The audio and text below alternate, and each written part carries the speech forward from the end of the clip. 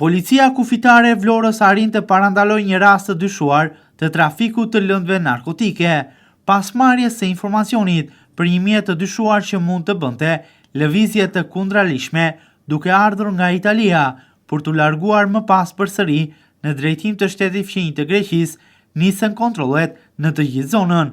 Gjatë kontrolleve, policia kufitare gjeti mbi 3.000 litra karburant në ishullin e Sazanit, të cilat mund të përdoreshin nga mjeti ujor, ku dyshimet ka për trafik të lëndëve narkotike.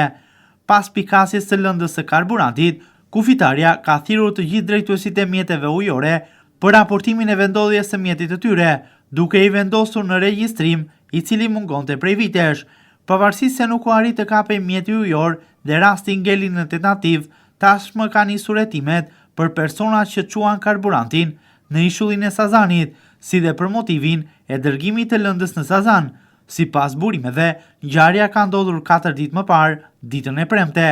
Dyshime ka edhe për një version tjetër të kësaj ngjarje, e cila pritet të konfirmohet në ditën në vijim.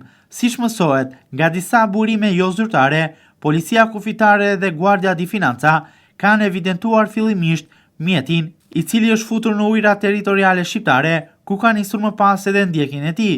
Sipas burimeve, mjeti ka dashur të hyjë në ujërat territoriale shqiptare që në afërsi të ishullit të Sazanit të furnizojë me karburantin i cili ishte i fshehur për të vazhduar më pas në itinerarin e tij.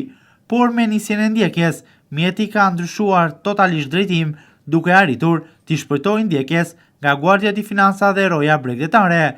Mësues se mjeti të jetë larguar drejt Turqisë. Dyshohet se kanë hedhur edhe diçka në det, por mbetet ende e pa konfirmuar. Pasi kanë humbur gjurmët e mjetit, kanë nisur kontrolle në Karabrun dhe Sazan, teksa në ishullin e Sazanit janë evidentuar 3.000 litra karburant të ndara në bidona të fshehura në zonë.